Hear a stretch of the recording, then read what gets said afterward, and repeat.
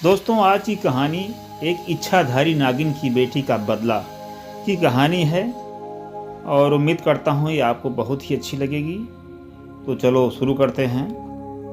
बहुत समय पहले की बात है। शहर से दूर एक छोटा सा गांव था। गांव के सभी लोग अपनी जिंदगी बड़े ही सादगी से जी रहे थे। सभी लोग मिलजुल कर रह रहे थे। उसी गांव में एक इच्छाधारी नाग और नागिन रहते थे। ये बात गांव में किसी को भी पता नहीं था।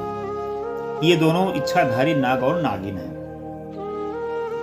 क्योंकि ये दोनों दिन भर इंसानी रूप में रहते थे और रात होते ही असली रूप में आ जाते थे। असली रूप में आकर पास के जंगल में चले जाते थे, फिर सुबह होते ही अपने घर वापस आ जाते थे और ये दोनों गांव वालों को कोई नुकसान नहीं पहुंचाते थे। नाग और नागिन की एक बेटी भी थी जिसका नाम रेखा थी। वह दोनों अपनी बेटी से बहुत प्यार करते थे। रेखा बहुत ही समझदार, सुशील और बहादुर लड़की थी। रेखा भी एक इच्छाधारी नागिन थी और शक्तिशाली भी थी। रेखा के पास जादुई मणि थी। उसी गांव में बाबा नाम का एक तांत्रिक शमशान घाट में रहता था। वह बहुत ही शक्तिशाली था। वह झाड़ फूंक का काम करता था, साथ ही प्रेत आत्माओं को भी अपने बस में कर लेता था। इसके अलावा तांत्रिक सांप भी पकड़ता था और उसे एक बोतल में कैद करके रख लेता था। गांव में जब भी कोई सांप आता था तो गांव वाले तांत्रिक के पास ही जाते थे। एक रात जब नाग और नागिन अपने असली रूप में आकर जंगल जा रहे थे, तभी अचानक एक मोनू नाम का लड़का उन दोनों को रूप बदलते हुए देख लेता है। तो मोनू बहुत घबरा जाता है। उसको तो यकीन भी नहीं होता है। अब मोनू डर के मारे पूरा पसीना पसीना हो जाता है। उसको तो कुछ समझ में ही नहीं आ रहा होता कि क्या करें। फिर मोनू जैसे तैसे अपने घर पहुंचता है और सुबह होते ही गांव वालों को बुलाकर रात वाली बात बताता है। फिर गांव वाले बाबा तांत्रिक के पास जाते हैं और बाबा तांत्रिक को सभी बात बताते हैं। बाबा तांत्रिक के होश उड़ जाते हैं और उसके मन में जादुई मणि का लालच आ जाता है। वह सोचता है अब मैं नाग नागिन से जादुई मणि छीनकर इस दुनिया में राज करूंगा। फिर मैं कुछ भी कर सकता हूँ। फिर तांत्रिक कहता है अभी रुको, आज रात को मैं भी देखने चाहता हूँ। फिर रात होते ही नाग नागिन को असली रूप में आते हुए तांत्रिक और गांव वाले देख लेते हैं। तभी तांत्रिक कहता है कि इन दोनों से हम गांव वालों को खतरा है और कल रात तक रुको, मैं इन दोनों को पकड़कर बोतल में कैद कर लूंगा। अभी यहां से जाना होगा। तो दोस्तों, तभी सुबह होते ही बाबा तांत्रिक अपने जादू टोने से तैयार रहता है और रात होने का इंतजार करता है। फिर रात होते ही बाबा तांत्रिक जंगल जाता है। कुछ समय बाद नाग और नागिन वहां आ जाते हैं। तो दोस्तों, फिर नाग और नागिन को देखते ही बाबा अपने जादू टोने की शक्ति से तुरंत अपनी बोतल में कैद कर लेता है। तो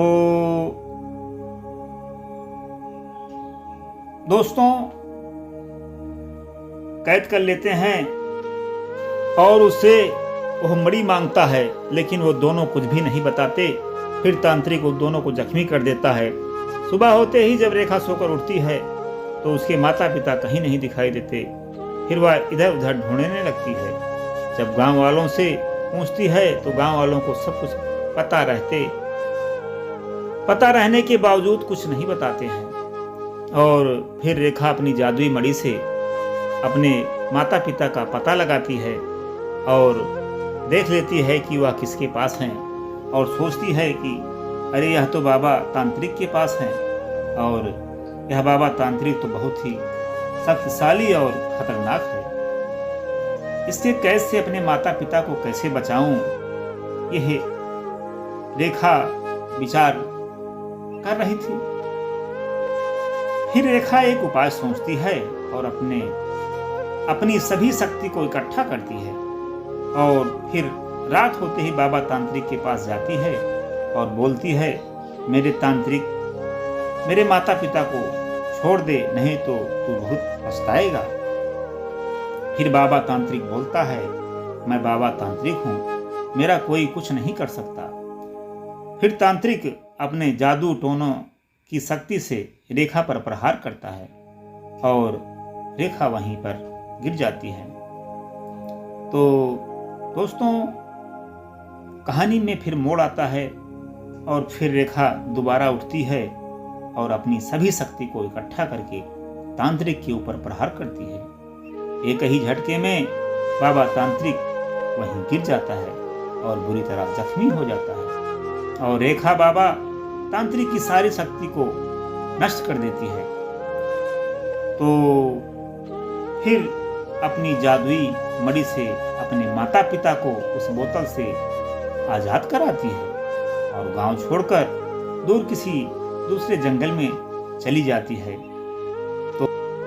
तो दोस्तों, इस कहानी से हमें क्या सीख मिलती है और कहानी इच्छाधारी नागिन की बेटी का बदला की कहानी कैसे लगी, हमें कमेंट करके ज़रूर बताएं और उम्मीद करता हूँ अच्छी लगी होगी। तो इसे लाइक, शेयर और सब्सक्राइब ज़रूर से ज़रूर कर देना दोस्तों। Thank you. फिर मिलते हैं एक नई कहानी के साथ।